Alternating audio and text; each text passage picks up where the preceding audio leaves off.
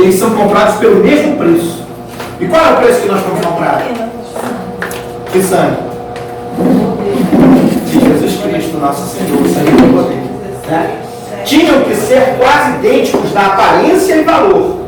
Depois que a sorte era lançada para determinar qual bode teria qual papel, uma fita carmesim, lembra que eu falei da fita, uma fita vermelha? Tipo aquela, vamos supor ali, ó. Uma fita carmesim, uma fita vermelha, escarlate, ou escarlata, né, como algumas traduções colocam, era amarrada em torno do chifre do bode que seria levado para o deserto. Em seguida, metade desta fita era removida antes que o animal fosse mandado embora. O bode tinha que ser levado por uma pessoa designada para o local designado chamado de deserto. Havia uma distância de viagem de 5 dias de sábado para aquele lugar. Diferentes precauções eram tomadas para garantir que o bode fosse levado para lá e nunca retornasse. Em intervalos iguais ao longo da estrada, do Monte das Oliveiras até o local designado, existiam 10 paradas. Depois que o homem e o bode alcançavam a 10ª parada, ele deixava o bode lá.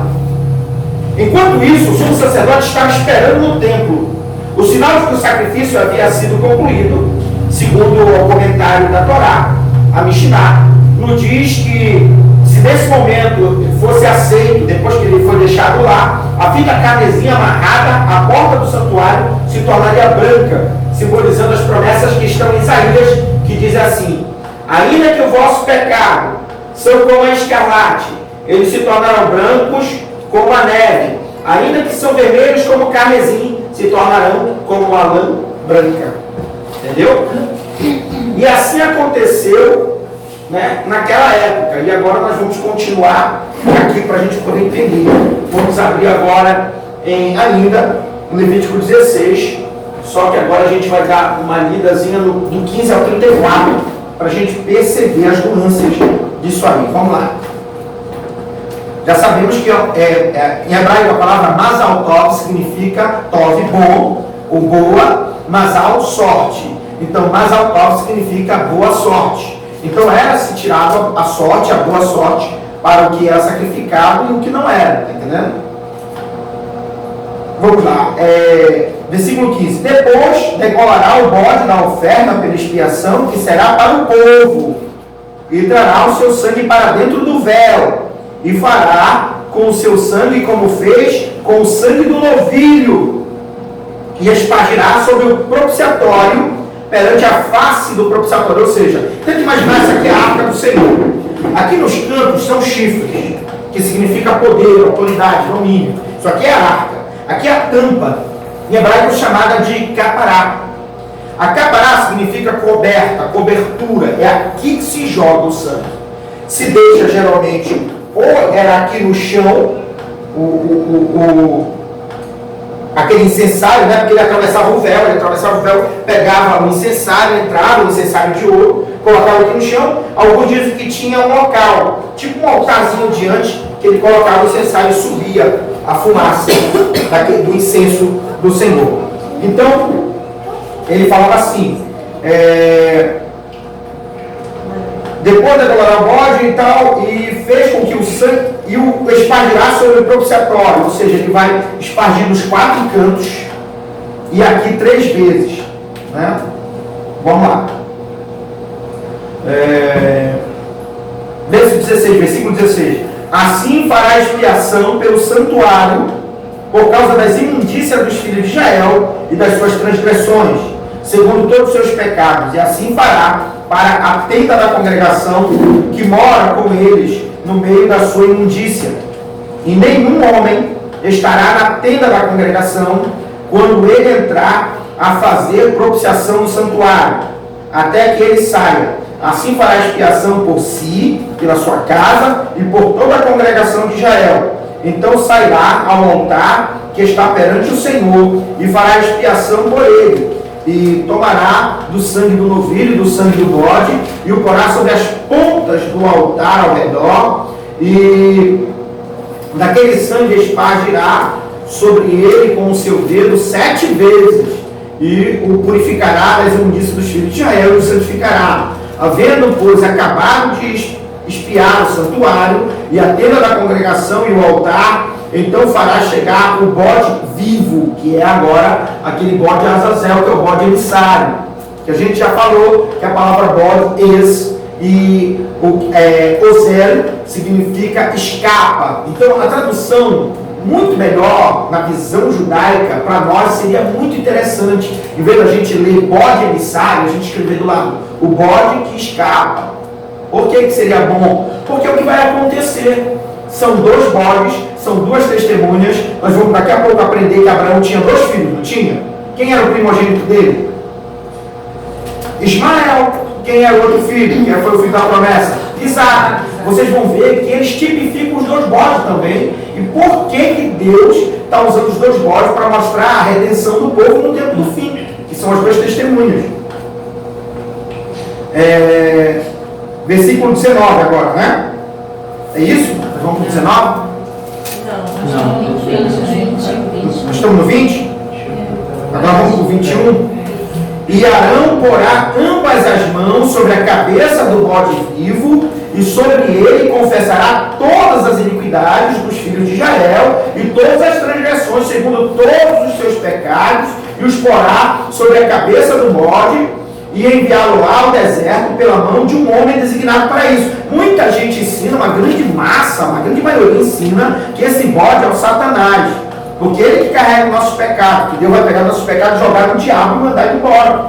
Mas tu presta atenção, ele está fazendo aqui no dia do Yom Kippur um trabalho de remissão de pecado.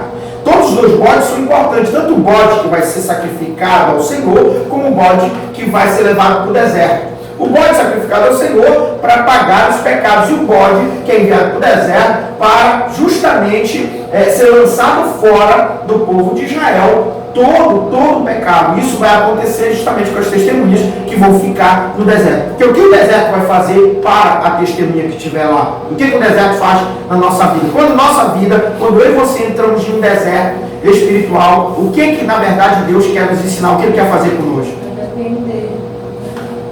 Viver na dependência dele? Sim, não só isso. Nos humilhar, nos fazer entender que a gente precisa melhorar o caráter, a relação humana, a relação, porque não vai só a gente, não vai só você, só eu para o deserto. Nós vamos junto com uma série de pessoas, né? E quando isso acontecer, a gente vai ter que aprender a ter uma boa relação, porque senão a gente vai acabar se matando, né? Vai acabar se destruindo por não viver uma boa relação. Vamos continuar. Qual é o versículo agora? 22? Assim aquele bode levará sobre si todas as iniquidades deles à terra solitária, e o homem enviará o bode ao deserto. Está vendo? Ele usa dois termos diferentes, né? Assim aquele bode levará sobre si todas as iniquidades deles à terra solitária, que não tem ninguém lá. E o homem enviará o bode ao deserto. É interessante essa palavra homem, porque é um sacerdote que é escolhido para isso.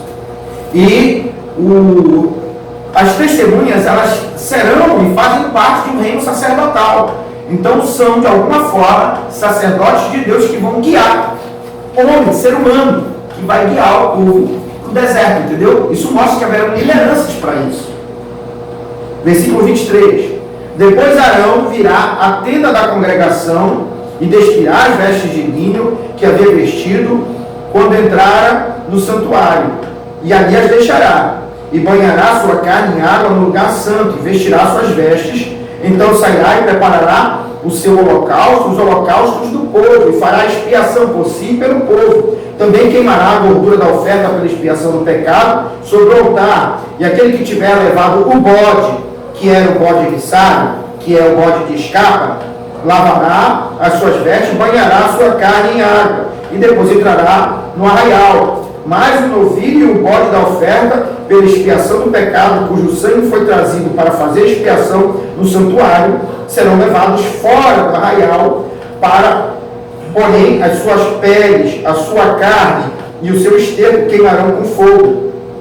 E aquele que os queimar lavará as suas vestes e banhará sua carne em água, e depois entrará no arraial. E isto vos será o estatuto perpétuo. O que é um estatuto perpétuo? Para sempre. No 7º mês, aos 10 do mês, tá vendo? Olha, lembra aqui, ó, dá uma olhada para cá. Já é esse pedaço aqui. Lembra que a gente, quando leu nessa igreja aqui, Esmirna, quem estava desde o início sabe, aqui fala, tereis uma tribulação de 10 dias, lembra? Para fazer uma ligação link com a igreja de Filadélfia, porque agora nós estamos lendo Filadélfia e ele quer falar isso aqui, ó. Que do primeiro dia das trombetas, que é o primeiro dia do 7º mês, ao 10º dia do 7º mês, que é o dia do perdão, que está ligado a Filadélfia, é 10 dias de tribulação. Ou seja, a partir do momento que Deus sela a gente aqui em Pentecostes, que a gente vai para o deserto, nós teremos esse período. Não significa exatamente que serão 10 dias, porque tudo indica que a grande tribulação levaria 3 anos e meio. Porém, de alguma forma o Senhor vai abreviar ela. Talvez leve só 3 anos. Tire esse meio, né? Porque meio de um ano são 6 meses a menos, né? Mas o que acontece? 3 anos não é fácil. 3 anos não é 2 dias, né? 3 anos ali vivendo na dependência de Deus. É por isso que Ele vem testando a gente agora. O Eterno vem trabalhando em nossos corações desde que a gente entrou nessa fé. Toda pessoa que entrou na fé buscando de verdade Deus ele vai movimentando a pessoa para viver uma vida de dependência de uma forma ou de outra. Em cada segmento. Ele vai te ensinando na tua vida amorosa, na tua vida sentimental, na tua vida familiar, na tua vida social, na tua vida intelectual, na tua vida financeira, e vai alcançando todos os segmentos, todos os setores, para que você tenha uma dependência total e completa. Afinal de contas, Deus não quer que a gente se entregue com reservas para Ele. Deus quer que a gente se entregue completamente e deixe Ele fazer a vontade dEle. Como Jesus ensinou, dizendo, se possível for, passa de mim esse cálice. Lembra que Jesus disse isso quando estava no Monte das Oliveiras? Muito perturbado da mente, porque havia ali um momento em que ele seria morto, e um ataque fulminante e cruel e desumano espiritualmente na cabeça dele. Quando a gente está com raiva, passando problema, espíritos com certeza conversam conosco, falam na nossa cabeça, faz isso, mata, esfola, dá um soco, manda uma bicuda, diz não sei o que, manda para não sei aonde. Tudo isso vem na nossa cabeça. Tudo isso tenta nos tirar o equilíbrio emocional. Jesus estava passando isso, e nessa hora, em oração, ele disse, Pai, se possível for, passa de mim esse cálice. O cálice que ele tinha que beber era um cálice amargo da morte. O problema não é a morte em si, e nem às vezes como você vai ser morto, mas a mente dele sendo totalmente atacada. Naquele momento, com certeza havia N demônios, espíritos, o próprio Satã, perturbando, Satanás perturbando a mente dele para tentar tirar as forças dele para ele desistir. E ele disse, se possível for, passa de mim esse cálice, mas que não seja feita a minha vontade, mas a tua. Então ele vem nos ensinando a que a gente pare de reclamar, pare de dizer, eu queria tanto sair dessa prova, eu queria tanto que Deus mudar, não sei o que, não sei o que, não sei o que. E Deus nos ensinando que a gente vai estar na prova para aprender a vencer com Ele. Deus nos coloca em prova, não em tentação, em prova, para que a gente justamente vença as provas. É diferente da escola. Como é que é na escola? Na escola primeiro você estuda para você fazer a prova para poder passar de ano, né? Com Deus é diferente. Você vai logo para a prova, para aprender, para poder passar de ano. Entendendo como é? Primeiro tu estuda, faz a prova, aí tu passa com Deus, ele te mete na prova e tu aprende lá na hora do vamos ver, para ele te passar de ano. É assim que Deus faz, é uma outra metodologia. É no valendo. Ele não tem esse negócio, não, primeiro teste aí, não é de teste, bora, vai logo pro valendo, já está valendo nota. Mas eu nem estudei, mas vai fazendo aí. Está entendendo?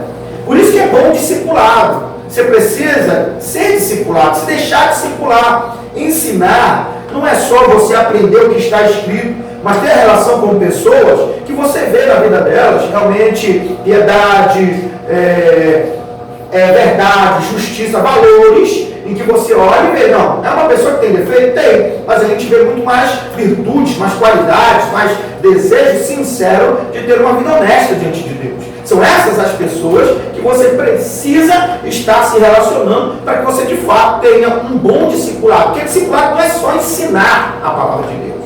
Porque ensinar te enche de informação, porém a praticidade, a prática, a habilidade com a palavra é no vamos ver, é no valendo. E às vezes você não sabe como se comportar, e você olha para uma pessoa mais madura, mais experimentada, mais experienciada nas provas de Deus, e você vê como ela se comporta, porque você está perto dela. E aí você vai absorvendo, contando, não só mais informações, mas a prática da atitude de vida no momento difícil. Está entendendo? Então vamos continuar. Que versículo nós estamos, por favor?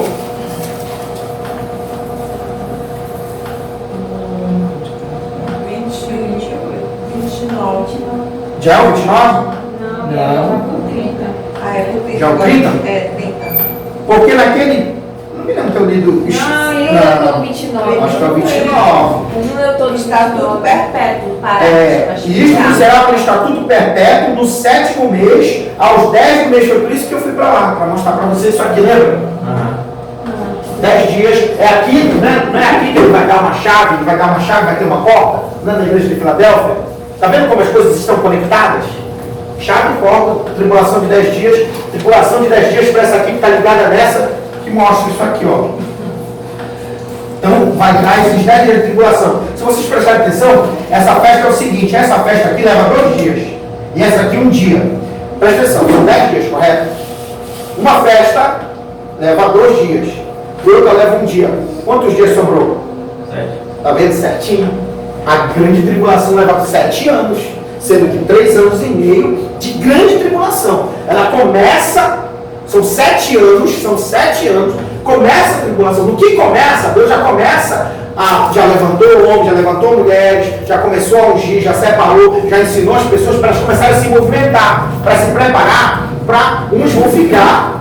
Lamentavelmente, não vamos estar ainda muito dispersos, porque a pessoa fica pensando, o que nos levaria a não querer ir para um deserto, a não querer fugir? Várias coisas, família, negócios, empreendimentos, nossos patrimônios, riqueza, bens, tudo isso vai fazer a gente ficar pensando o quê? Poxa, caramba, eu trabalhei tanto para ter isso e aquilo, cara, eu não posso abrir mão disso assim.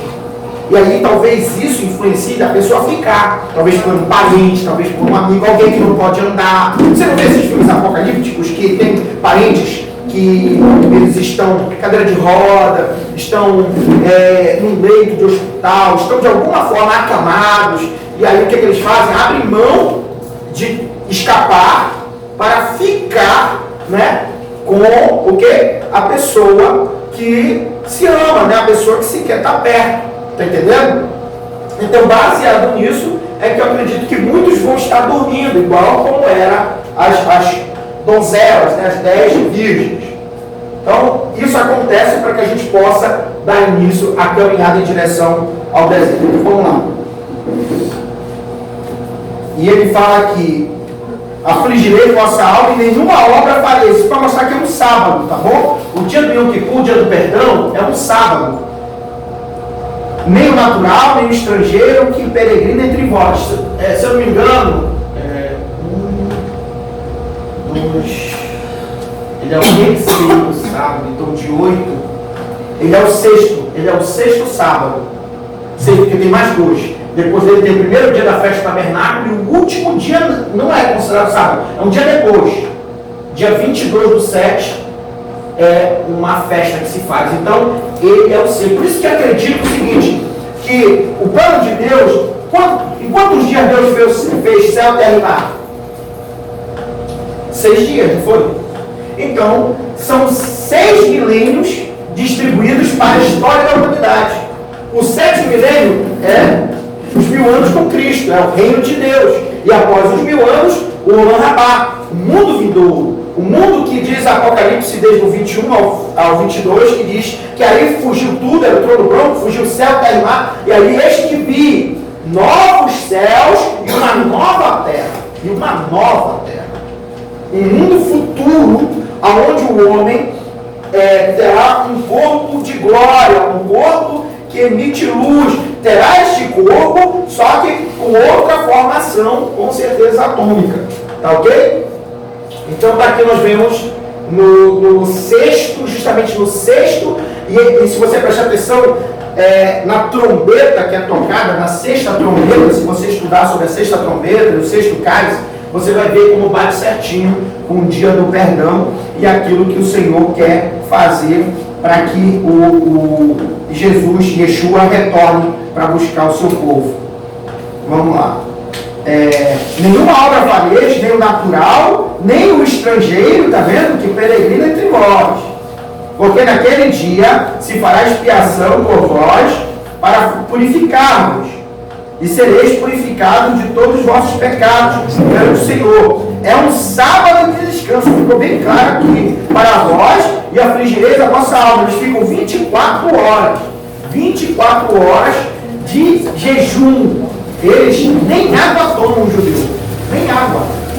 Só aqueles que estão doentes, lógico, tomam remédio. Mas nem água tomam. Isto é estatuto perpétuo.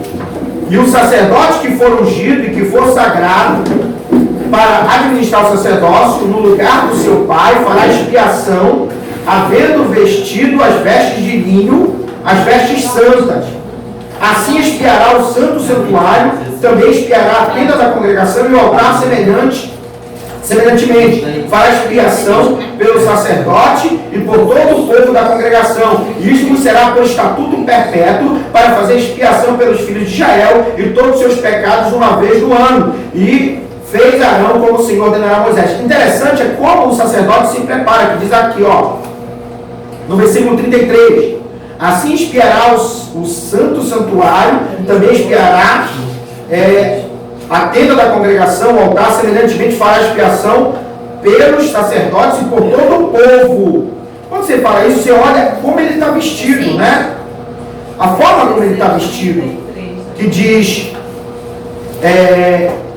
no versículo 32, e fará expiação havendo vestido as vestes de linho, as vestes santas, ou seja, ele não vai estar todo aparentado com aquela mitra, com o peitoral, o éfode, ele não vai estar, ele vai estar com uma roupa simples. Aí quando a gente lê Apocalipse, quer ver? Vamos lá para Apocalipse, olha o que isso arremete. Apocalipse capítulo 1. Apocalipse capítulo 1 diz uma coisa interessantíssima quando a gente começa a ler a questão do dia do perdão, do Yom Kippur, de como o sacerdote tem que estar vestido. Quando começa aqui, ó, em Apocalipse.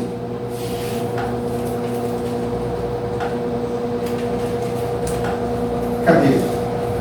Desde o 10. Apocalipse, capítulo 1, versículo 10.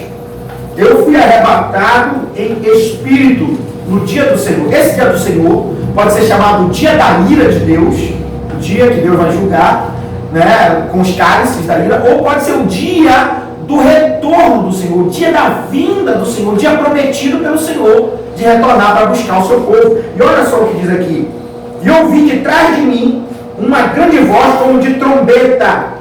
Você sabe que isso aqui é uma metáfora, ou seja, ele está falando e a voz dele sai de trombeta? Não, olha as trombetas ali. Significa que na hora que ele vai aparecer, uma trombeta é tocada. Jesus não vai vir no toque da última trombeta? E nós já sabemos que a última trombeta acontece quando? Em Yovel. Porque tem todas as festas se toca a trombeta. Se toca a trombeta aqui, em todas as festas. Porém, no ciclo anual de festas, a última trombeta tocada é em Yovel. Em 50 anos, quando faz 50 anos do dia do perdão, se toca a última trombeta, que é a trombeta que compete, que está ligada a Yovel, que significa carneiro, né? E baseado nisso, eles tocam e todo mundo volta para as suas propriedades, as dívidas são pagas, os escravos são libertos, há uma remissão completa e total e uma restauração de posse e propriedade. Então, Yovel, que na nossa Bíblia está escrito jubileu. Você procura na sua Bíblia, está escrito lá em Levítico 23, no final está escrito jubileu, não vai estar escrito Yovel, porque Yovel é a palavra de origem hebraica, vai estar escrito jubileu. Essa parte aí a gente vê no livro de Ruth, né? Muito bem. Quando a parte que devolve para ela, né?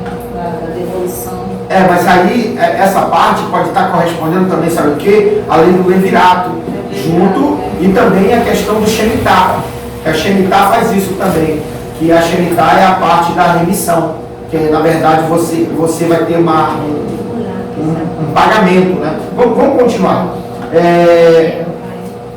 Versículo 11 de Apocalipse 1, que dizia: o que vês, escreve num livro e envia às 7 igrejas que estão na Ásia: Éfeso, Esmirna, Pérgamo, Tiatira, Sardes, Filadélfia e Laodiceia.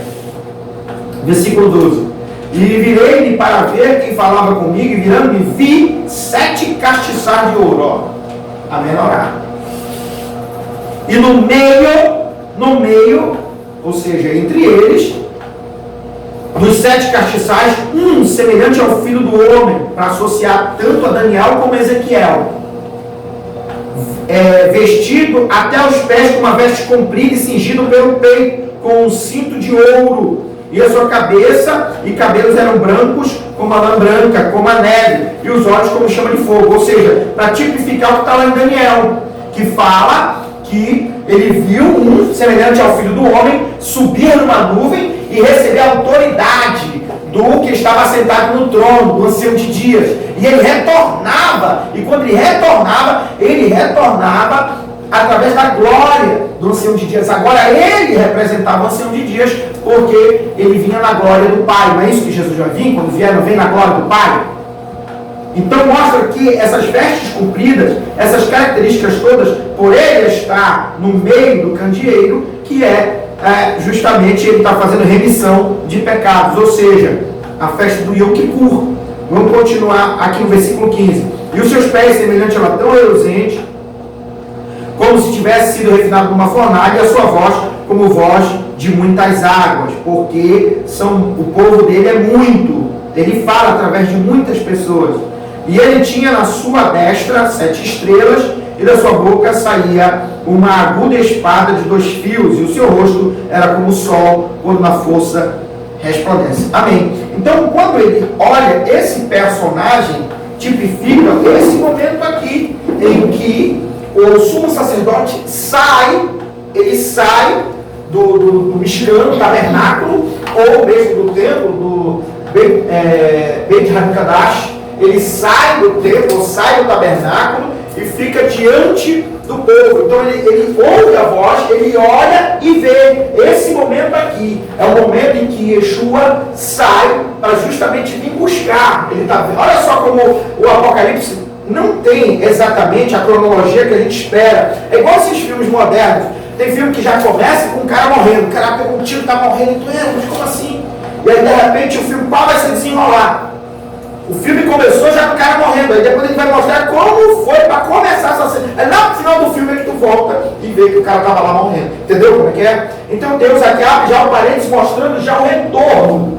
Logo no primeiro capítulo, para dar esperança, fé e ânimo a quem ia ouvir, porque lembra que eles estavam numa tremenda perseguição? Lembra que era a época de Nero, Domiciano, e eles massacravam, maltratavam, e ele agora está preso, está na cadeia, está lá isolado numa ilha que é Patmos, para dar esperança a ele e a todos aqueles que esperam em Yeshua. Ele deu logo a visão do retorno.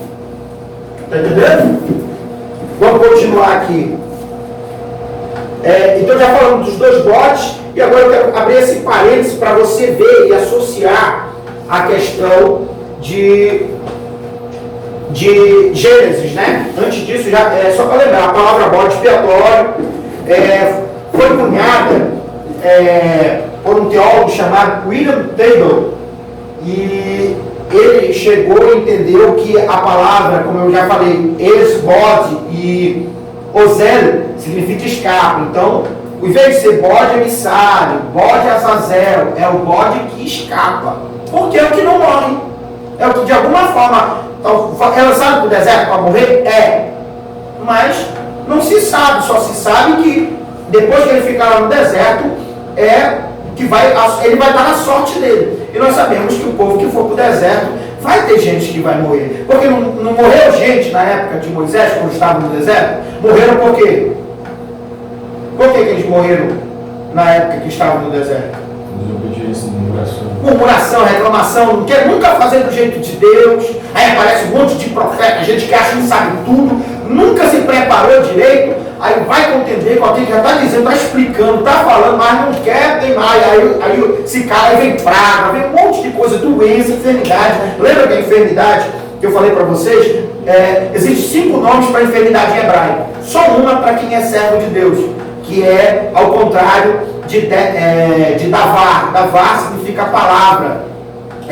Dever é o contrário de davar. Então dever significa peste, doença. Então eles são escritos da mesma forma. Aí o que se faz em hebraico? Um trocadilho. Tem a mesma escrita, só que na hora de pronunciar eles são diferentes. Então significa que para uma doença vir para o povo de Deus é porque não quer obedecer, não quer escutar o que Deus está falando, não quer andar como Deus está dizendo para andar. E aí a praga, a doença, a peste vem para aprender a obedecer, como é o caso de Miriam. Por que Miriam ficou leprosa? Por que a Miriam ficou leprosa? Ela se levantou contra o irmão dela. Com certeza. Ou disse para o marido dela, disse, não, hoje eu não vou dar água lá para aquela igreja. Foi isso, Miriam? A carinha dela, que até a Miriam ficou leprosa porque se levantou contra o próprio irmão, que é o líder. Mas por quê? Por causa da mulher, que em algumas traduções está cuxita e outras cusita, né? Ou cucita. E por causa dessas palavras que levaram a dúvida da liderança de Moisés, Deus permitiu que ela ficasse leprosa. E a lepra é uma doença associada à maledicência, ao falar mal de alguém, à difamação e à calúnia. Porque a lepra é uma doença que se transmite pelas gotas da saliva, né? Que ficam no ar. Você está falando, então você está emitindo isso no ar. E a pessoa fica leprosa assim. Então, por causa da língua e da forma como ela falou contra Moisés, Deus permitiu que ela ficasse leprosa. Então é assim que a gente vai ver que muitas coisas vão acontecer para a pessoa saber que tem que obedecer, que tem que andar na verdade. E muitos vão morrer porque não vão querer. É como agora, né? É como hoje. Tem gente que não quer fazer a vontade de Deus, né? Quer servir a Deus da sua maneira, do seu jeito, né? Olha, eu acho bacana assim, por isso que se procura igreja. Tem igreja para tudo quanto é coisa. Tem igreja para homossexual, tem igreja para lésbica, tem igreja para gordo, tem igreja para magro, tem igreja para branco, tem igreja para negro, tem igreja para rico, tem igreja para pobre, tem igreja para pessoa de periferia, igreja para pessoa que mora no centro. Tem espécie, você escolhe. Agora de igreja que louve. Então tem igreja que passa o culto, uma palavrinha só, o pregador vai dizer assim, e Deus é bom, se Deus fizer. Aí pronto, o culto todo vai ser louvor. E a pessoa que gosta de louvor se identifica com a igreja. Você está entendendo? Tem igreja para tudo quanto é gosto. Você escolhe a igreja hoje. Então é isso que nós temos que entender. Nós não vivemos pela aparência, nem por afinidade. Nós somos movidos por propósito. Às vezes você pode estar num lugar ou numa situação que você não gosta, não é cômodo para você, mas é isso que Deus quer. E aí? A gente tem que viver o que Deus quer. Confrontar o nosso eu e nossas vontades faz parte do crescimento, do amadurecimento verdadeiro espiritual. O verdadeiro evangelho faz você cada vez mais diminuir o seu eu, diminuir o seu ego e alargar a tenda de Deus na sua vida, alargar o domínio de Deus sobre você. Esse é o verdadeiro evangelho. O que confronta o meu e o teu pecado. Esse é o verdadeiro evangelho. É o evangelho que não incomoda a gente a mudarmos da nossa situação cômoda, a verdadeiramente mudarmos, sairmos da nossa zona de conforto. Nunca, jamais será o evangelho da cruz, o evangelho do caminho espinhoso, da porta estreita, do levar a cruz. Nunca vai ser. Nunca, porque eu sempre vou estar em uma situação confortável. Olha, eu não aceito que pastor fale nada, eu não aceito que ninguém fale nada, eu não aceito nem que Deus fale. E aí, como é que fica? Como é que eu vou congregar? Agora, como é que eu vou estar junto com essas pessoas no deserto? Eu vou dar paulada, eu vou correr de terçada atrás de mim. Não é verdade? Se eu nunca obedeci nem pai nem mãe, quanto mais uma pessoa que eu nem é meu parente. São essas as noções que Deus vai nos ensinando quando a gente vai aprendendo a servir um ao outro. Quando a gente vai, e sabe que às vezes a gente não vai ter o reconhecimento que a gente gostaria de ter, mas a gente vai aprendendo que o verdadeiro reconhecimento é fazer aquilo que agrada a Deus. É isso que é o verdadeiro reconhecimento. Então, vamos lá, né? Vamos agora falar desses dois bodes ainda em Abraão, que é o nosso pai da fé, que vai gerar as duas testemunhas. Vamos abrir agora em Gênesis, capítulo 21, do 14 ao 20. Gênesis 21. Gênesis, capítulo 21. Quantos sacrifícios Abraão fez? Quantos sacrifícios Abraão fez, irmão?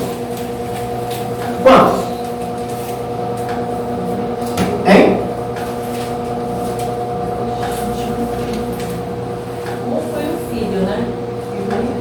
Não, eu estou falando de sacrifícios assim realmente, não estou falando de sacrifício de animal, né? Que ele deve ter feito muitos.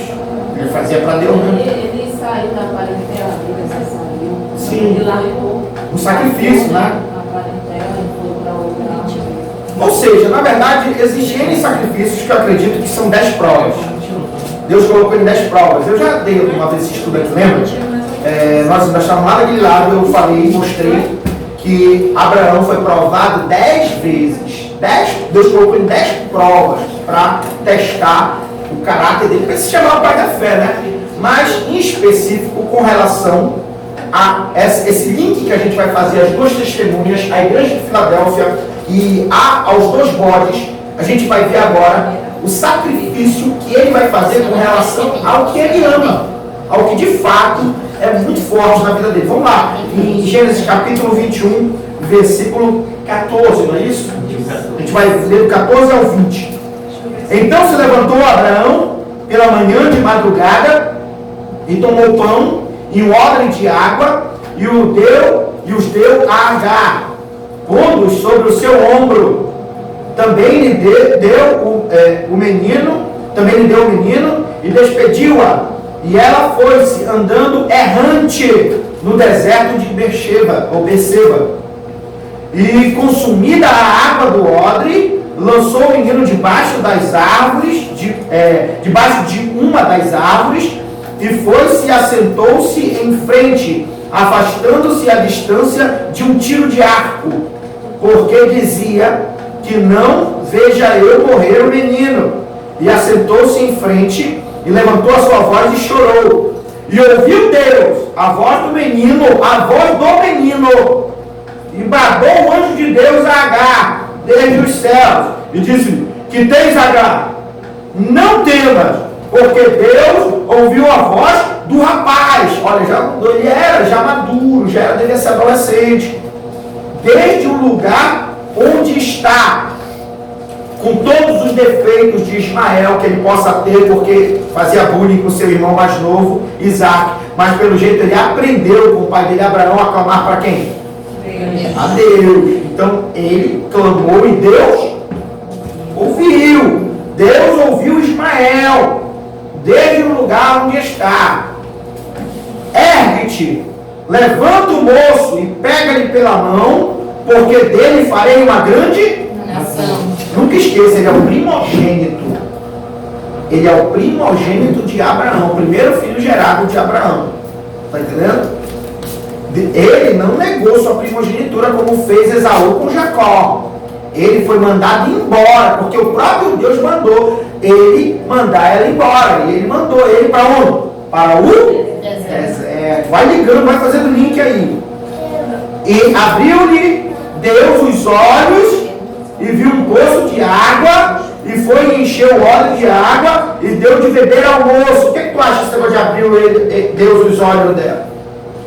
Quer dizer que tinha um poço lá e ela era cega, não enxergava? Ela era cega?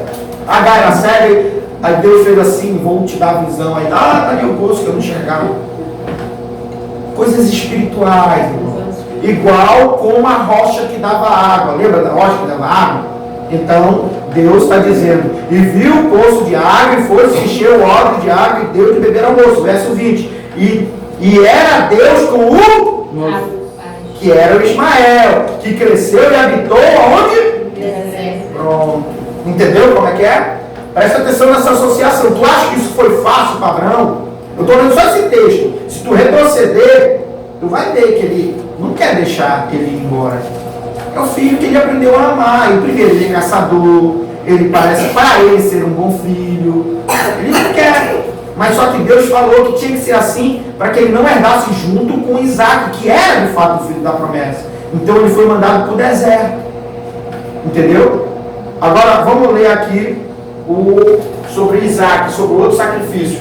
Gênesis 22, do 10 ao 18. Gênesis 22, do 10 ao 18. E estendeu Abraão a sua mão e tomou o cutelo para imolar o seu filho. Mas o anjo do Senhor lhe bradou desde os céus e disse: Abraão, Abraão, Abraham, Abraham. E ele disse: Eis-me aqui. Então disse: Não estendas a tua mão sobre o moço, também é adolescente. Está vendo só? Ou pode ter até mais idade, 20 e poucos anos, que para eles moço é até 30. Ele ainda chama de moço. E depois de 30 que passa a ser homem. E não lhes faça nada, porquanto agora sei que temes a Deus, e não me negaste o teu filho unigênito, teu filho único. Por que ele é filho único? Se ele tem Ismael. O que Deus quer dizer com isso? Ele é o filho da promessa. O filho da promessa. Muito bem. Então levantou Abraão os seus olhos e olhou, e eis um carneiro detrás dele, travado pelas suas pontas no mato. E foi Abraão e tomou o carneiro e ofereceu em holocausto em lugar do seu filho. Alguém morreu no lugar do filho. E chamou Abraão o nome daquele lugar Adonai Yare, de onde se diz até o dia de hoje: no monte do Senhor se proverá, ou se provém. Então o anjo do Senhor bradou a Abraão pela segunda vez desde os céus e disse: Por mim mesmo jurei, diz o Senhor, porquanto fizestes essa ação e não me negaste o teu filho, teu único filho, que deveras te abençoarei e grandissimamente multiplicarei a tua semente, como as estrelas dos céus e como a areia que está na praia do mar, e a tua semente possuirá a porta dos teus Inimigo. Olha aqui a associação. Ele abriu uma porta para atravessar o Mar Vermelho. E ele fala para a igreja de Filadélfia: eis que boto diante de ti uma porta aberta, porque precisa escapar dos seus inimigos. Vamos lá. Versículo 18. E é o 18, né? Vai até o 18. E em tua semente serão benditas todas as nações da terra, porquanto obedecestes a minha. Observe, meus irmãos, que são dois filhos, são dois bodes, são duas testemunhas. E Deus quer remir o seu povo. A história começa com o nosso pai da fé tendo que abrir mão do seu filho primogênito. Seu primogênito é mandado embora. Ele vai embora, mas Deus diz que vai ser com ele. E vai guardar e proteger ele, e vai ouvir ele aonde? No deserto. Mais tarde ele tem que fazer isso com o seu filho Isaac, que já não é mais o seu primogênito, mas é o filho da promessa. Por isso que ele diz único filho. E aí, nessa história de único filho, ele fala o seguinte: não, eu já providenciei outra coisa para morrer no lugar dele, né? Então, se tu prestares atenção, há um bode que é sacrificado para perdão dos pecados do povo de Israel, e um bode que carrega os pecados no processo de remissão para dentro do deserto. Então esse é o link na história dos dois bodes e dos dois filhos, Ismael e Isaac. Tá bom? Você está dando para entender? Está entendendo que esse paralelo do Isaac e do Ismael tem a ver com os dois bodes, tem a ver também com as duas testemunhas, porque nenhum dos dois deixou de ser filho de Abraão, e que Deus também seria com Ismael, e seria com ele no deserto, não deixaria ele morrer. Então vamos lá. Isso são as duas casas, hein? Quem já estudou conosco sobre as duas casas, a casa de Israel e a casa de Judá. As duas casas. Pastor, mas esse, no caso, Ismael, ele seria considerado como aquele pobre que foi embora do deserto. Sim, muito bem. Azazel. Sim, que é o modo que escapa. Porque, olha só, quem de fato era então, pela lei da primogenitura, preste atenção, quem é o primogênito? Quem é o primogênito? Ismael. Quem era então para ser sacrificado? Ismael. Mas olha o que o Senhor fez, trocou. Eu sempre acredito que se Gênesis 22 tivesse acontecido antes de Gênesis 21, hoje os ismaelitas, que é o povo árabe na sua grande parte, não brigaria tanto com Israel.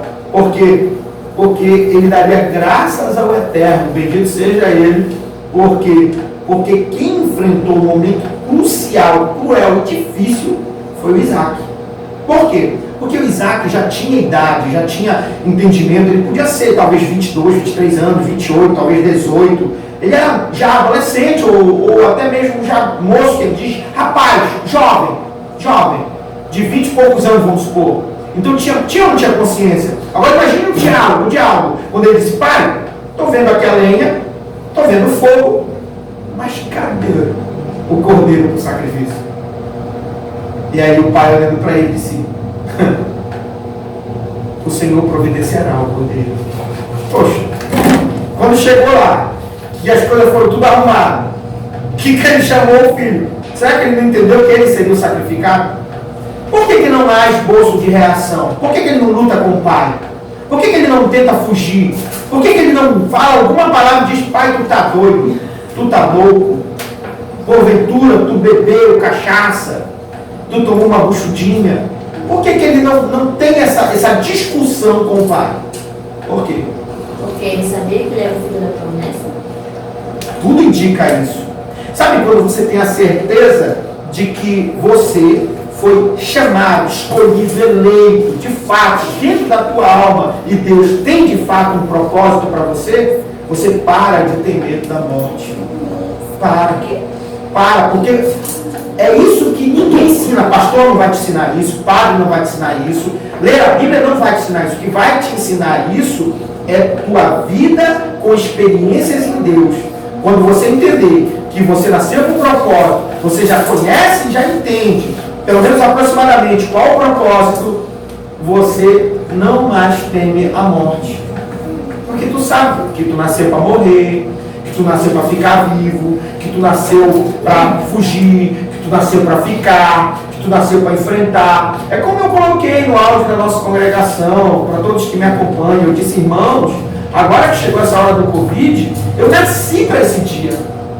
Eu nasci para ser esse tipo de pastor que eu sou. Parece sim que eu sou teimoso, rebelde, imprudente, sem bom senso, mas eu nasci para isso. Eu nasci para ser apedrejado dessa forma. Eu nasci para ser, como diz, para servir de pedra de tropeço para muitos. Eu nasci para isso. O que eu posso fazer? Eu sei que isso está dentro de mim. Então eu tenho que viver o que Deus mandou viver. Se vão me xingar, se vão me ofender, se vão me prender, se vão me bater, vai fazer parte do que eu nasci para viver. Então, enquanto a pessoa não tem noção, ela briga com Deus, ela não aceita, ela dá as frases de efeito, tipo, Deus sabe que eu não aceito isso, Deus sabe, Deus conhece meu coração. As frases de efeito que todo crente diz quando está vendo que o negócio não está do jeito que ele gostaria e que ele vai tomar uma atitude que não é bem o que Deus quer. Então ele precisa se proteger mentalmente para saber que ele não está em rebeldia contra Deus, quando na verdade ele está. Mas quem vai julgar ele? Deus. E só Deus pode nos julgar. Porque às vezes vai que realmente tu está dizendo Deus sabe mesmo. Né? Então tem que deixar quem julgar? Deus. Cada um deve ser muito consciente daquilo que foi chamado para viver. E aí viver a vontade de Deus. Ok? Vamos lá? Vamos dar mais uma adiantadazinha aqui. Vou pular porque o assunto é longo, é bonito, tem muita coisa interessante para a gente aprender. Vamos aqui ver aqui rapidamente. Deixa eu ver aqui.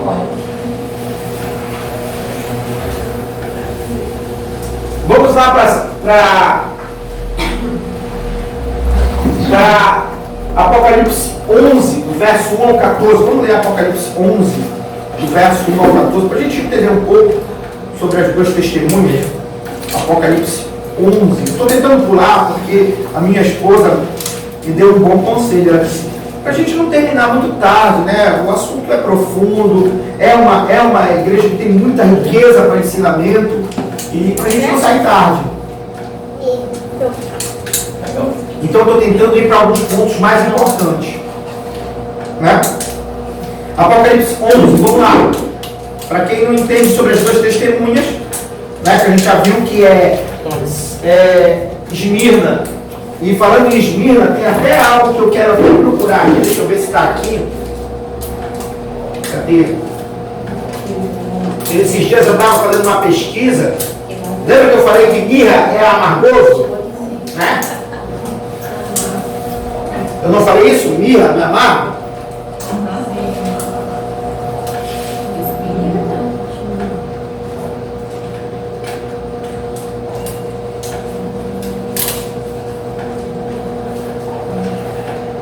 Eu estava fazendo uma pesquisa aqui sobre a resplandecente estrela da manhã, e aí eu encontrei uma coisa muito interessante sobre mirra.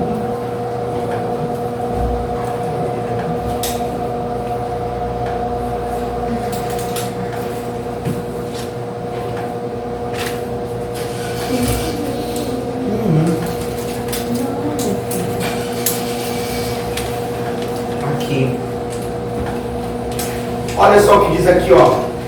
Na Septuaginta, a tradução grega do Antigo Testamento, que provavelmente foi utilizada por Mateus, a maioria, né,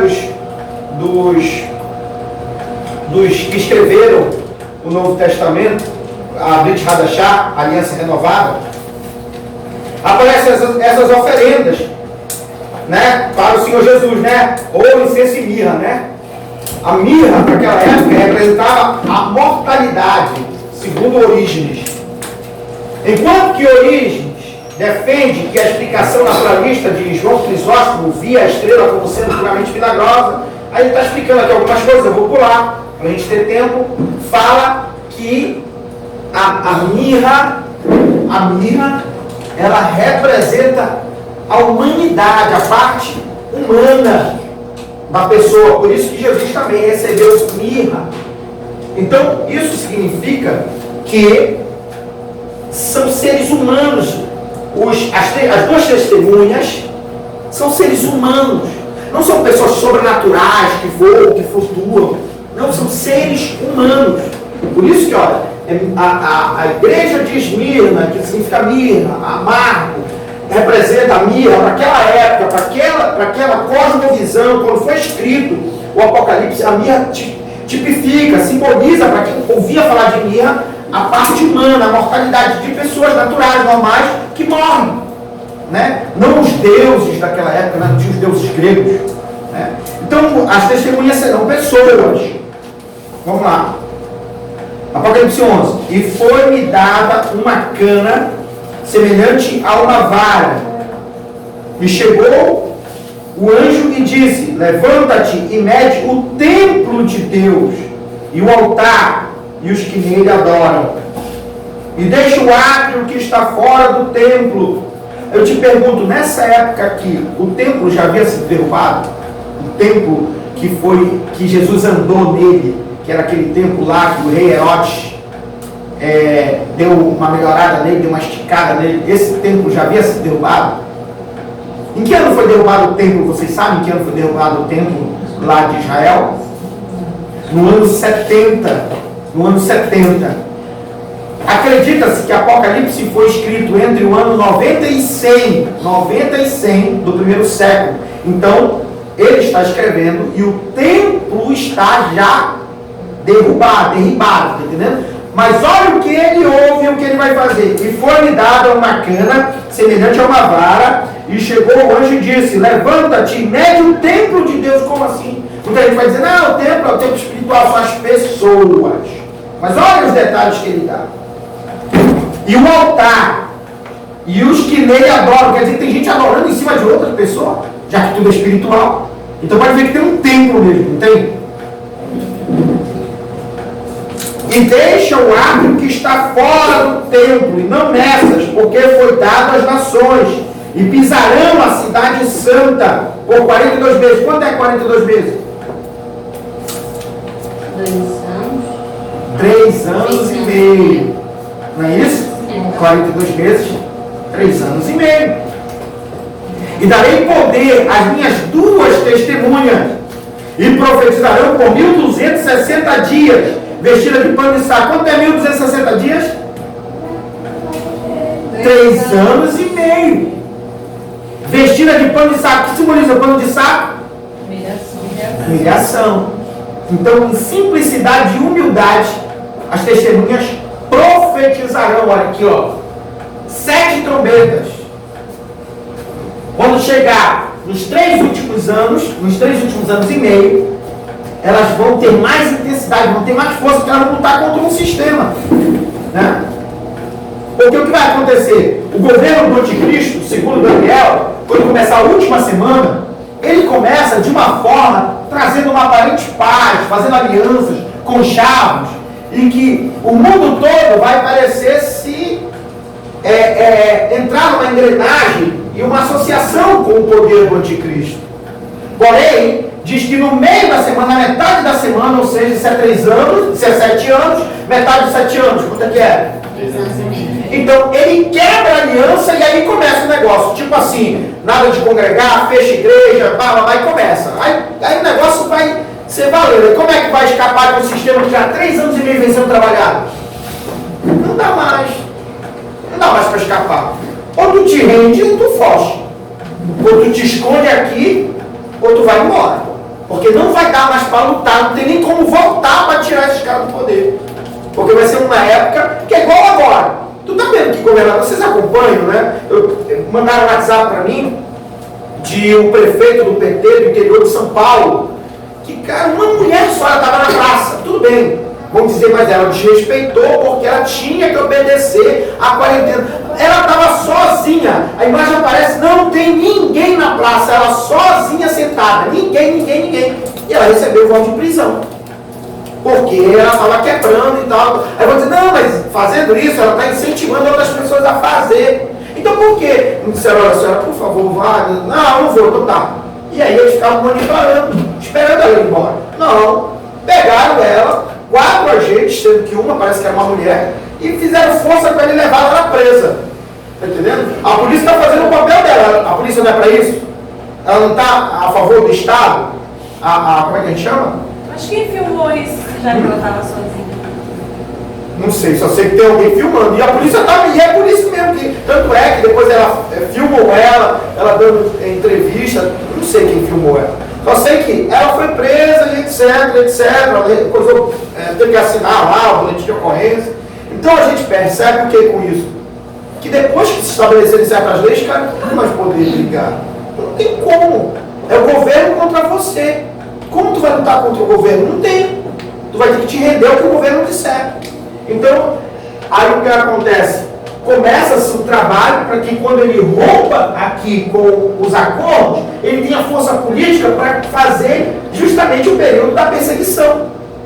E é assim que vai funcionar, como a gente já vê. Eu digo que isso que está acontecendo com o Covid é um pequeno ensaio, só para ver como vai funcionar as coisas. Para achar pessoas, para prender pessoas, para poder cercear direito de ir e vir. É um pequeno ensaio para a gente entender mais ou menos como seria um governo que perseguisse alguém que discordasse em algum princípio dele.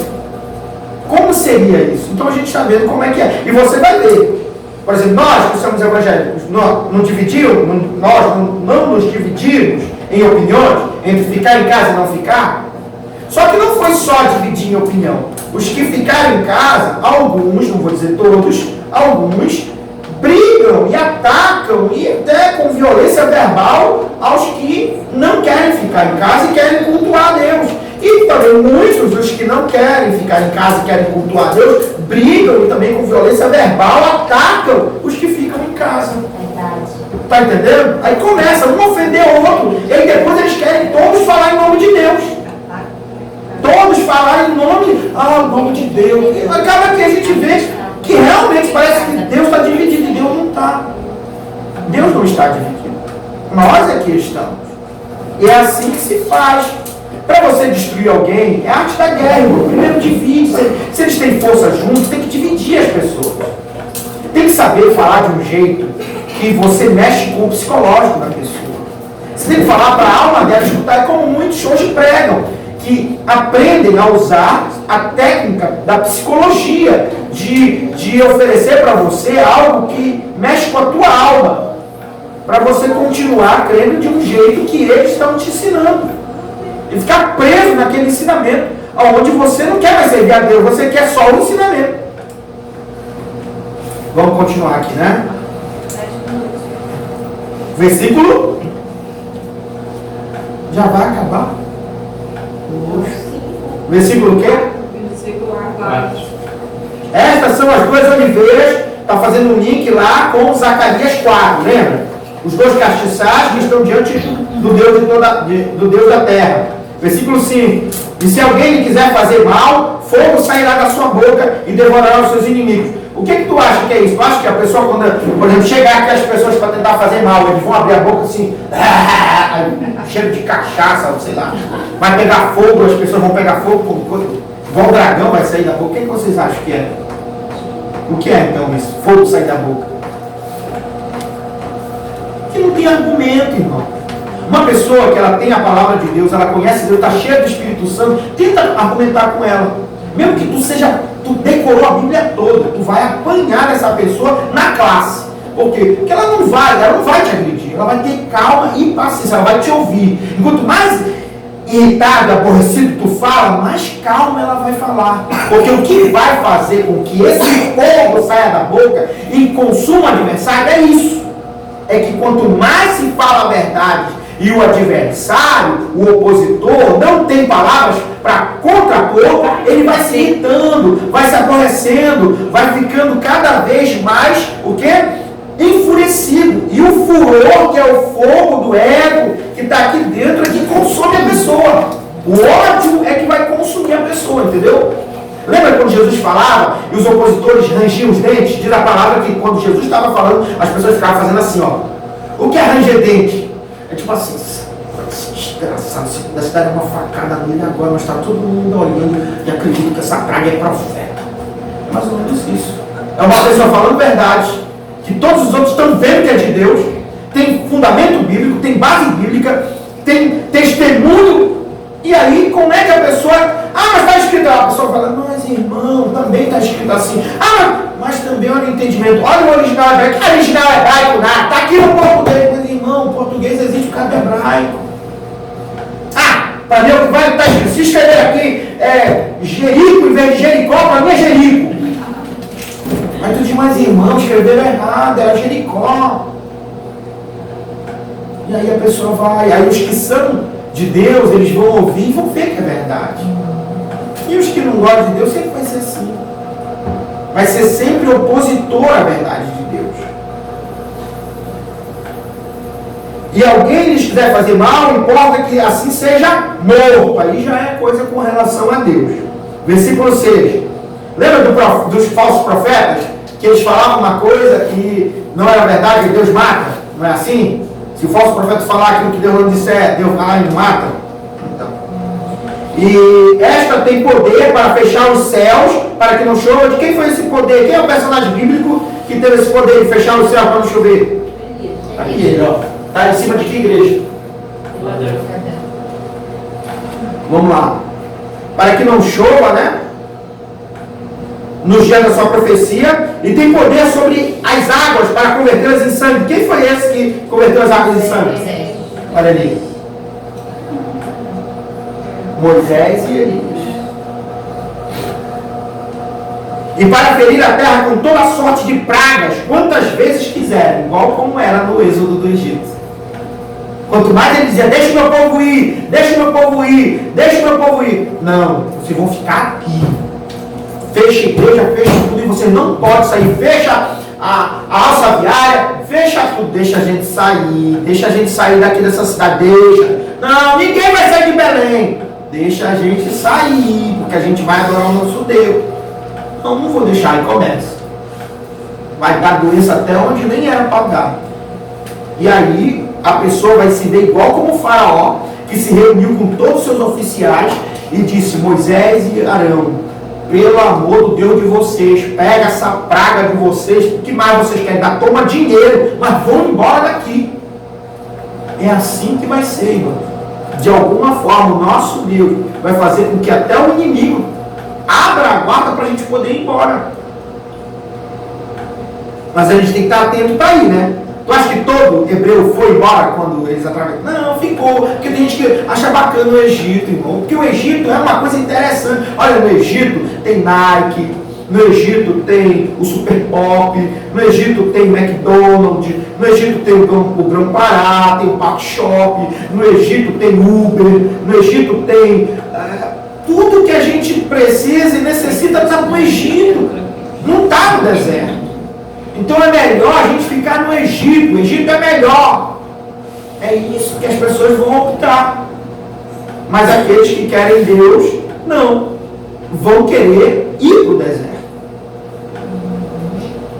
E quando acabarem o seu testemunho, a besta que sobe do abismo, que é o anticristo, lhes fará guerra e as vencerá e as matará. Aí todo mundo está vendo, pastor? Então todo mundo vai morrer. Porque tem as duas testemunhas, acabei de explicar para vocês naquela vez no início, que tem o anticristo do final e tem o espírito do anticristo, não tem? Não tem o espírito de Elias, ele não estava sobre João Batista, e o próprio João Batista disse: eu não sou Elias, mas o próprio Jesus disse: ele era o Elias que havia de vir. Então quem está mentindo? Jesus, João Batista? Quem é que é o mentiroso da história? Nenhum dos dois. Cada um está mostrando um ponto de vista espiritual, que realmente o Batista sabia que ele não era o Elias, porque o Elias ainda vai vir para poder preparar o caminho do Senhor. Porém, João Batista naquela época era o homem que estava preparando o caminho para Jesus, que é o Messias.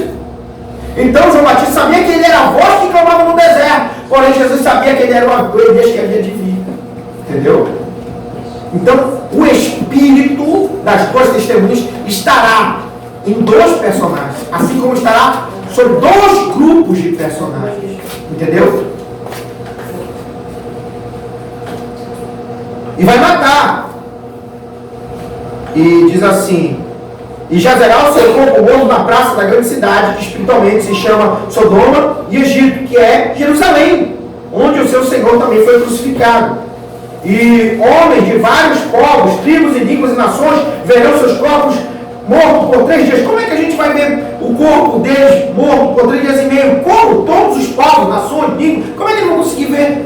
Eu acho que é aquela tecnologia. Sim, 5G, na hora que tá filmando, tá fazendo, vamos fazer. A pessoa tá morrendo, não é assim? Hoje não é assim, a pessoa.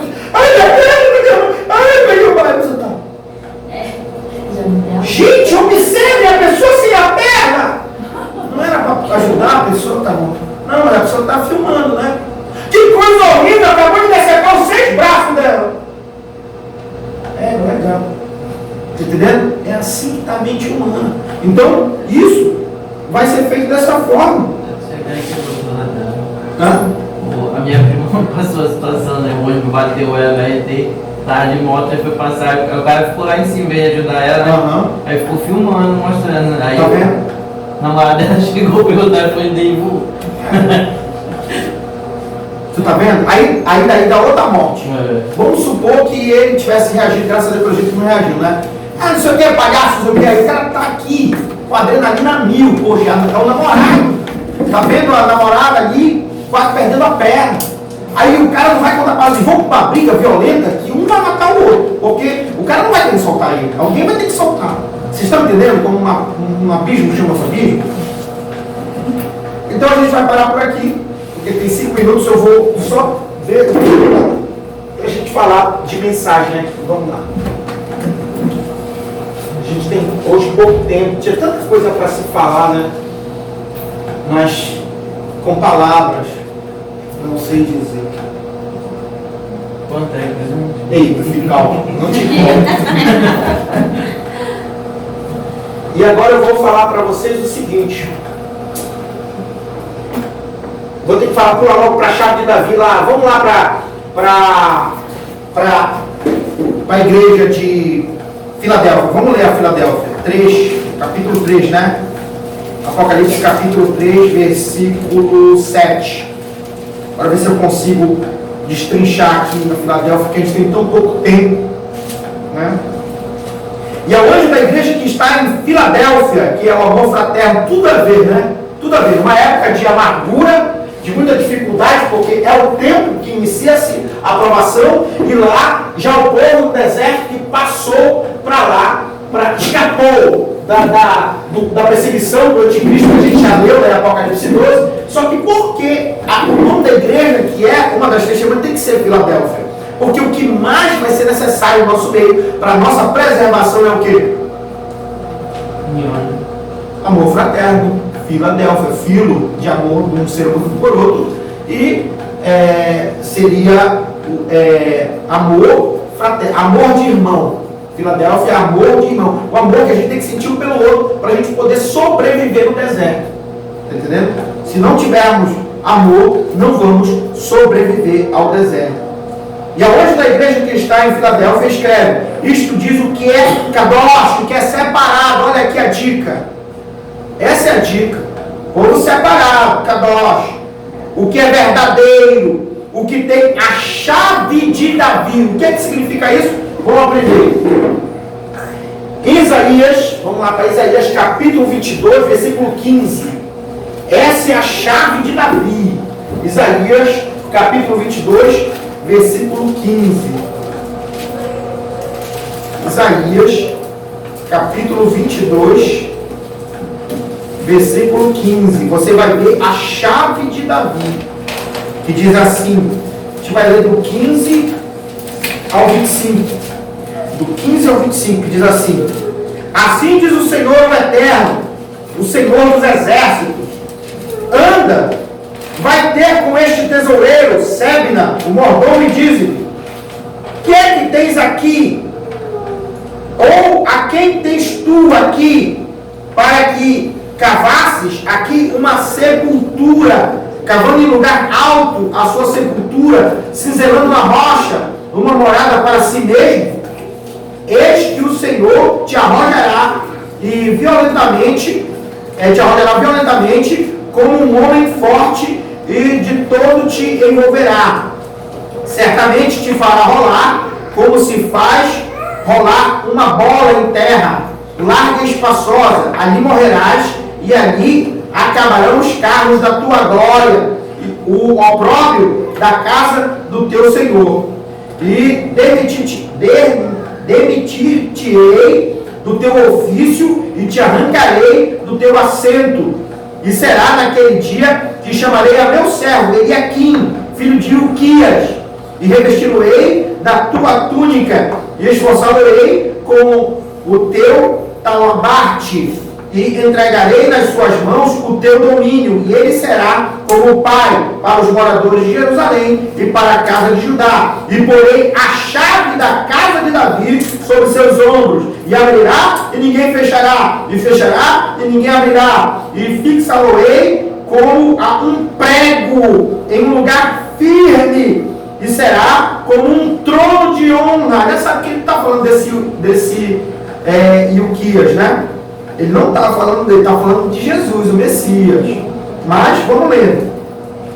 Para a casa de seu pai, e dele dependerá toda a glória da casa de seu pai, os renovos e os descendentes, todos os vasos menores, desde as taças até as garrafas. Naquele dia, diz o Senhor dos Exércitos, o prego pregado em lugar firme será tirado, será arrancado e cairá, e a carga que nele estava se desprenderá, porque o Senhor o disse. Amém. Isso aqui foi um erro que o Sebna cometeu, porque ele começou a se achar governante. Começou porque ele cuidava da tesouraria, da parte econômica do governo, e começou a achar que ele podia até ficar no lugar de Deus, afrontando Deus em vários aspectos e envergonhando o rei Ezequias, que era o rei da época, tá bom? Então, eu escrevi o seguinte para vocês entenderem. A palavra Sebna significa crescimento ou vigor. A pessoa que entende que de alguma forma cresceu, seja de forma econômica, política ou social, e que tem força para fazer o que bem entende. Quem lembra esse personagem?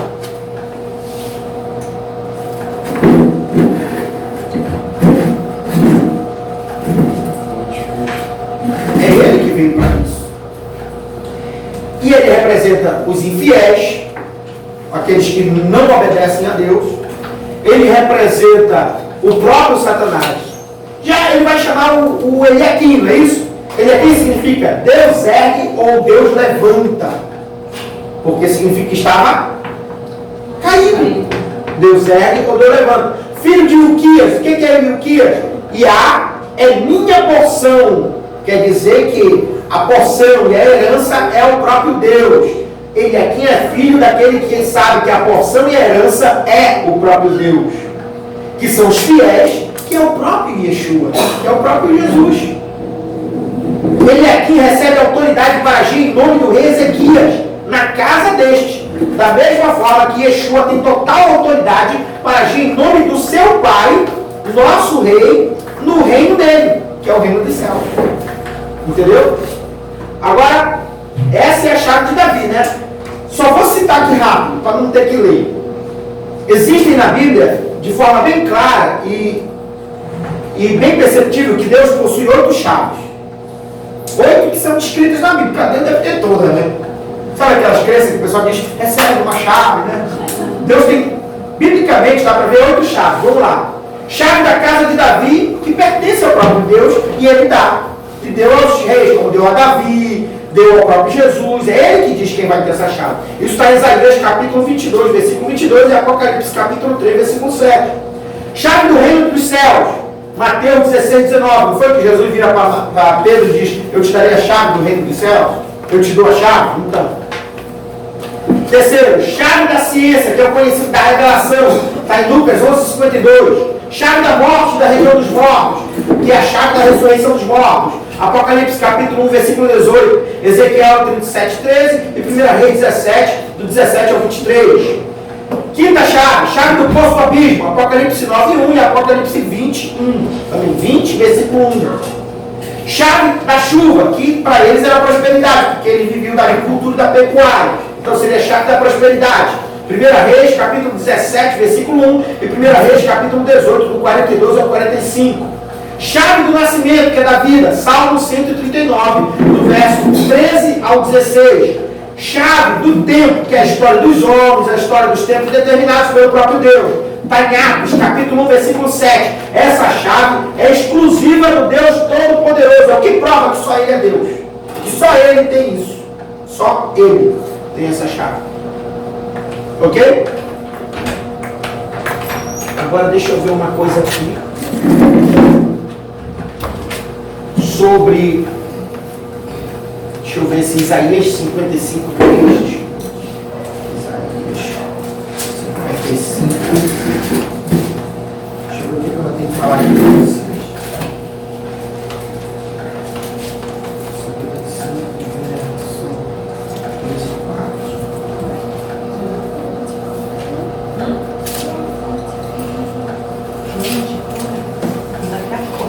Ah, a gente vai falar tudo de Davi. Eu vou pular tudo que ele está falando de Davi. Para a gente poder ir logo para as duas casas.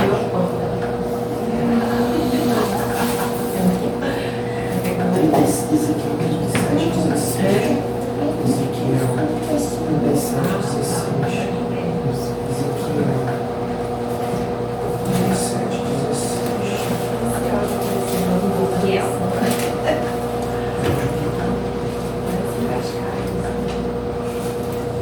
É, das duas casas, mas eu não vou ler isso também, vou pular. Muita coisa para ler. Aqui, vamos voltar lá para Apocalipse. Vamos lá, vamos ler de novo. Apocalipse 3, verso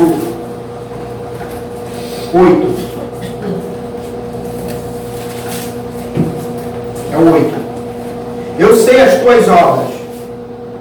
Eis que diante de ti pus uma porta aberta. A gente já fez essa associação de porta aberta, né? Lá no Êxodo, qual foi a porta que ele abriu para dar o escape para eles? Foi a abertura do Mar Vermelho, sim ou não? E agora, no tempo do fim, ele também vai colocar uma porta aberta. E para ter uma porta tem que ter uma chave. Ele já falou que chave é. A gente já sabe que a chave é a chave de Davi. É a chave de Davi. Então essa chave abre essa porta. E ninguém pode fechar. Ele diz que tem pouca força. Essa interpretação de pouca força no grego, você pode entender que é pouca força porque não tem poder do mundo, porque o mundo dá força. Por exemplo, uma igreja de rico, uma igreja que tem muitos políticos, uma igreja que tem muito deputado vereador, tem força no mundo? Tem força no mundo? Tem, porque tem força política. Mas uma igreja que não tem força política, não tem nenhuma relação com o mundo, ela tem pouca força, entende? Ou também pode ser interpretado como poucas pessoas. Quando eu digo poucas pessoas, significa que do enorme universo de pessoas que estarão no deserto ou na cidade, que fazem parte da igreja. De fato, elas não são a maioria. Elas são a minoria. Lembra que Jesus falou?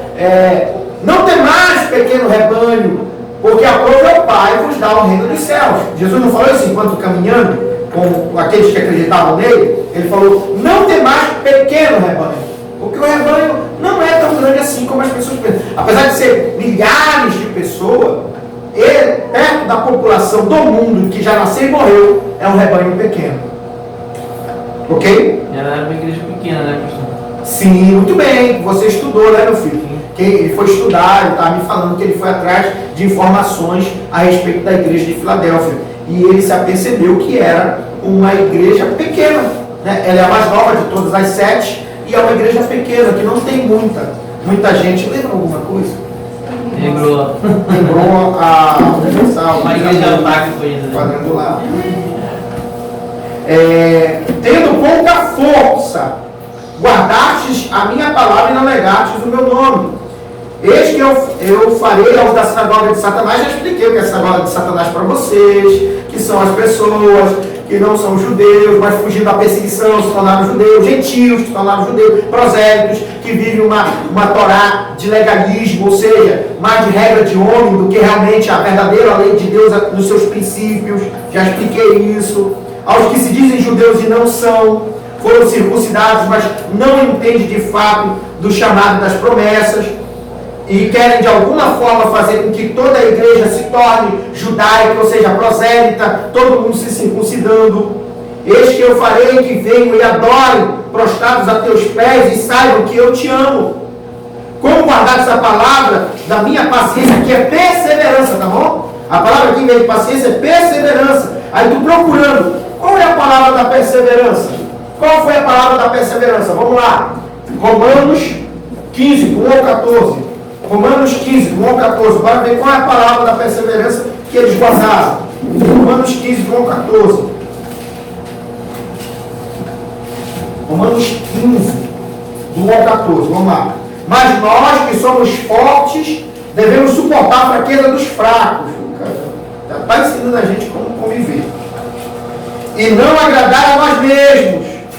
Portanto, cada um de nós agrade ao seu próximo no que é bom, para edificação, porque também Cristo não agradou a si mesmo, mas como está escrito, sobre mim caíram as injúrias dos que te injuriavam, porque tudo que dantes foi escrito para nosso ensino, foi escrito para que pela perseverança e consolação das Escrituras tenhamos esperança. Está vendo?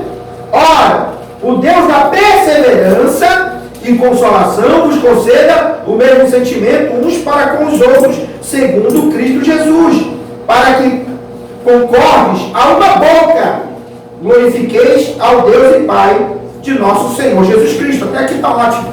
Está vendo o que é o segredo da perseverança? É viver aquilo que você já aprendeu pela Escritura, entendendo e compreendendo que você tem que suportar todas as vezes a fraqueza dos fracos. Perseverar, não sair do propósito, não sair do que Deus te ensinou, mesmo que as coisas vão contribuindo para isso, vão te direcionando para isso, está entendendo? Se fosse em outro lugar, a gente já tinha corrido, né? A gente já estava se pensando, crendo em Deus Pai, todos Deus, Deus do céu e da terra, porque isso é o Covid, nosso Senhor Jesus Cristo. Né? Mas amém, né? Vamos lá. Voltar de novo para Apocalipse. Já sabemos qual é a palavra da perseverança. Já foi lá ensinado, né? Também eu te guardarei da hora da tentação. essa tentação que vem sobre o mundo, é aqui que as pessoas ensinam, é essa mensagem aqui, no versículo 10, que as pessoas dizem que é aqui que vai ter o arrebatamento. Vai haver o arrebatamento. As pessoas que não acreditam que nós vamos passar pela grande tribulação, ensinam essa mensagem aqui. Olha o que elas ensinam. Como guardastes a palavra da minha paciência, também eu te guardarei da hora da tentação que há de vir sobre todo mundo para tentar os que habitam na terra. Aí ele acredita que as pessoas vão se arrebatar e vão para o céu e não vão ver o que vai passar. Mas se tu olhar para cá, não é isso, ele só disse que vai te guardar. Vem cá, quando Deus guardou o Israel que estava no Egito quando as 10 pragas caíram, Deus tirou eles do Egito quando as pragas caíram? O que Deus fez com eles no Egito? Deixou a praga chegar, né? Não deixou ele ser atingido. Sim, é isso que ele vai fazer. Viram todas as pragas, eles viram todas as pragas, mas não chegava neles. Aí é aquele negócio do assintomático, que eu acredito que vai acontecer. Por quê? Porque se vocês estudarem, a história narra isso. Muitos cristãos foram perseguidos, por exemplo, quando houve as pestes, as pandemias no mundo, as pragas que vieram no mundo. Elas vieram e muitos culparam Deus do cristão, porque muitos, não todos, muitos cristãos também ficou doente, mas teve cristão que não ficou. Então, eles culpavam eles.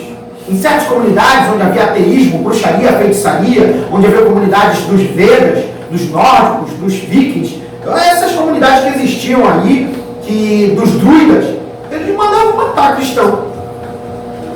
Eles culpavam Deus do cristão, das pessoas estarem com a peste bubônica, com a peste negra, tá entendendo? Porque o cristão não pegava isso. E aí vai explicar um negócio desse. Eu achei que esse negócio assim era algo existem essas druidas. Existe. Tem uns filmes disso, Sim. né? Essa história, se você procurar, existem. São assim como os alquimistas. Tem gente que acha que nunca existiu o alquimista, mas existe. Existiram, né? Como os feiticeiros, os bruxos. Até hoje existe feiticeiro e bruxo. Existe também charlatão, né? Que finge que é bruxo, finge que é feiticeiro, mas não é. Né? Vamos lá. Versículo 11. Eis que venho sem demora. Guarda o que tens para que ninguém tome a tua coroa. Está entendendo? Ao que vencer, eu farei coluna no templo do meu Deus. Por que coluna? Eu escrevi bem aqui. Por que coluna? Gálatas, capítulo 2, versículo 6 ao 9. Gálatas, capítulo 2, versículo 6 ao 9. Bora ver por que coluna. Gálatas, capítulo 2, versículo 6 ao 9. Gálatas, livro de Gálatas.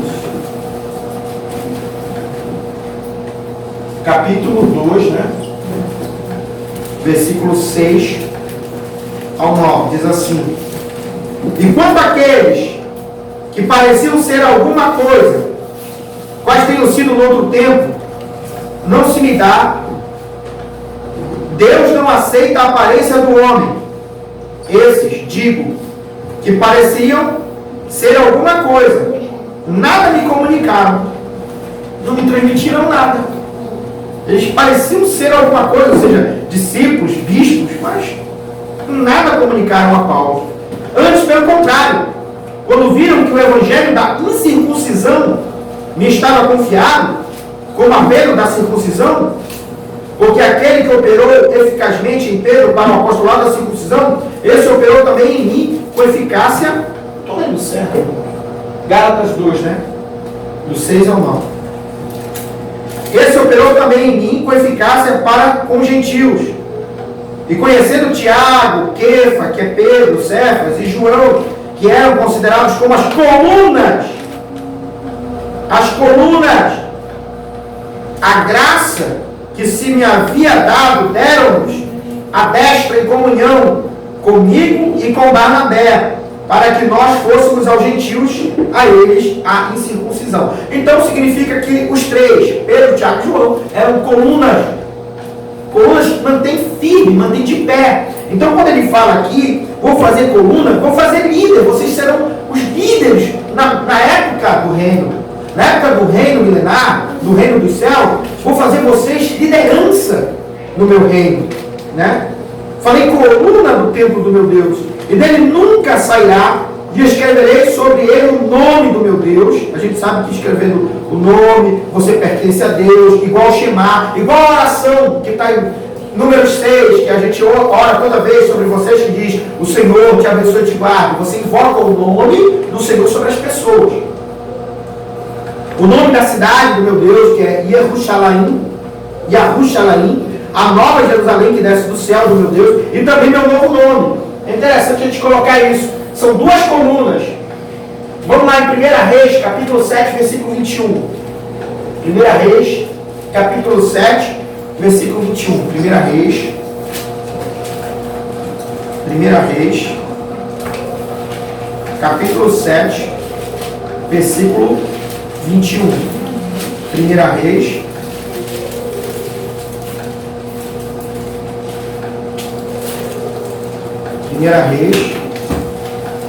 capítulo 7, versículo 21.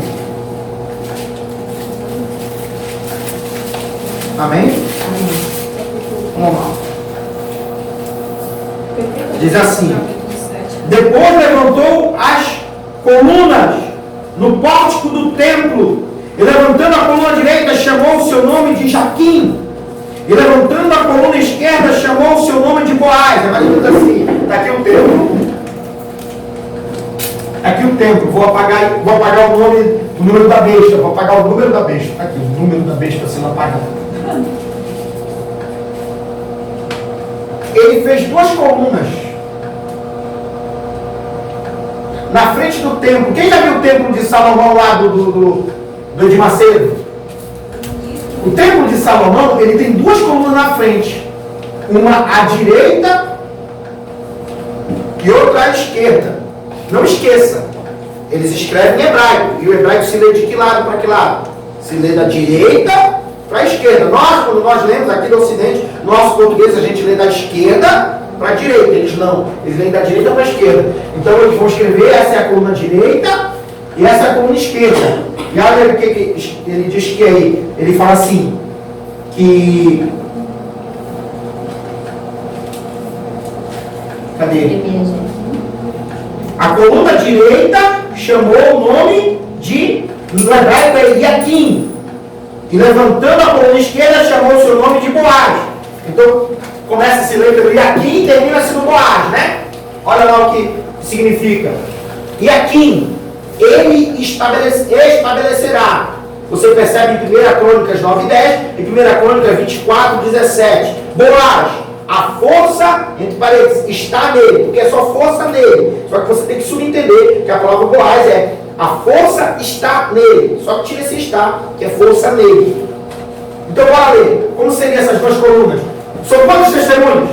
Duas. São quantos candeeiros acesos na menorá? Não, aqui, no caso aqui, só vai ficar... Porque só os dois que não teve dolo. Quer dizer que é esses que vão conduzir o resto. Então, vamos lá. O primeiro é: ele estabelecerá, né? Vou escrever aqui. Como é que fica quando leem essas colunas? Essas colunas. Ele... O quê? Estabelece. Nele, com a força. E depois, nele... A força. Não, a força... A força nele. Força... Força nele. Aí aqui eu boto em parênteses para te subentender, que o hebraico é assim: está nele. Então, qual é a direita? Qual é a coluna da direita? É Jaquim, porque é o nosso português, mas não tem J no hebraico, é Iaquim. Mas é Jaquim no nosso português, e Boaz. Quem é o da direita? Quem é a coluna da direita? Jaquim. Então está aqui: ele estabelecerá. E quem é o da esquerda? Boaz. Agora, lê essas duas frases. Ele estabelecerá a força. Como é que a gente leria isso? Ele estabelecerá É isso? Ele estabelecerá a força nele? É assim? Ele estabelecerá a força nele? Não esqueça que isso é hebraico, né? Então, se ele estabelecerá. a coluna direita chamou de Iaquim, ele estabelecerá. Primeiro, tem que saber quem é o que estabelece. Deus. Porque Deus levanta a coluna. Ele estabelece. Deus estabelece. Estabelecerá. Está bem colocado até no futuro. E na outra é Boaz, que a força está nele. Então, ele estabelecerá a força, que é o poder, a capacidade para suportar nele. Nele quem? São duas colunas. Nele quem?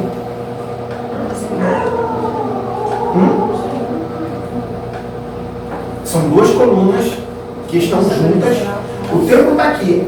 O que mantém o pórtico, a porta para você entrar no templo que foi feito por Salomão, são essas duas colunas grossas.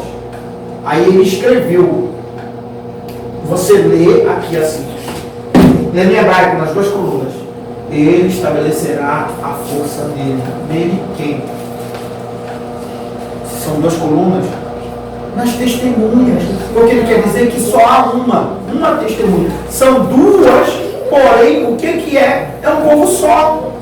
Significa que não vai ficar para cá Moisés e para lá Elias. Significa que Moisés e Elias estarão aqui e Moisés e Elias estarão aqui. Quantos levaram o povo para fora do Egito? Quem foi os personagens que levaram o povo para fora do Egito? Moisés e Arão. O que Deus disse que Moisés era? O que Deus disse? Moisés, tu serás, e Arão, teu irmão, será. Não, ele disse, Moisés, tu será Deus, e Arão, teu irmão, será teu profeta. Porque ele fica alegando, eu não sei falar. Então tá. Ele traz Arão e diz, agora tu serás Deus. Então ele agora, Moisés é o próprio Deus, porque é a boca de Deus. E agora Arão é o profeta de Moisés, porque Moisés é Deus. Então no fundo só tem um. Porque continua Moisés sendo Deus e só um vai falar. Porque a única e verdadeira e fiel testemunha quem é? Jesus Cristo. Quantos corpos de Jesus existem? Quantos corpos de Jesus existem? Jesus é uma. Isso é um monte de igreja. É quadrangular, universal, desermou, igreja dos profetas, igreja sem profeta, igreja do sétimo rito. Tem tudo quanto é igreja. Porém, mesmo com tudo isso de igreja, com tudo isso de congregações, o corpo do Messias é um só. Porque Jesus é um só, Yeshua, o Mashiach é um só. Só que cada uma, você viu que cada uma tem uma função, que cada uma tem um estilo, igual aqui. Cada um de nós tem um jeito, tem uma função, tem um ministério, tem um serviço, tem uma maneira de ser, mas nós juntos formamos o corpo. Então, quando ele ergueu as duas colunas, é a mesma coisa das duas testemunhas. São duas, mas de fato elas são uma só. Porque pode ter 7 igrejas, mas tu acha que a carta que ele escreveu foi para essas 7 igrejas? Então a gente está fora, a gente não faz parte, porque altar, Deus é boa, assembleia, quadrangular, universal, a igreja da graça, do poder mundial, a do poder sem mundial, o mundial de clubes, essas igrejas estão tudo fora, porque elas não fazem parte das 7.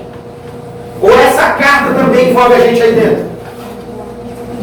Porque o número 7 é um número de plenitude, de completude, de mostrar que toda a obra seria colocada aqui, até para o pessoal futuro, para as futuras igrejas, a gente estaria aqui dentro. Então, as duas testemunhas já estão no meio de nós, ou seja, quando eu falo no meio de nós, elas são preparadas, estão sendo preparadas. Tanto estarão aqui no início da tribulação, e muitas delas vão ficar aqui, e outras vão para lá. E assim como ele dá as duas, Apocalipse 12, as duas asas da grande águia, que são as duas testemunhas, e levam para o deserto, assim como Moisés e Arão levaram todo Israel para o deserto, assim também as duas testemunhas vão conduzir para lá, e as duas testemunhas também vão estar aqui. Porque na verdade, não existem duas testemunhas, existe uma só que o perfil da ação espiritual, aí vocês têm que ler o perfil de Moisés e o perfil de Elias, sempre associando Elias com quem? Com Jezabel. Amém? Amém. Amém. Então, que Deus abençoe a todos. Vamos ficar de pé, por favor.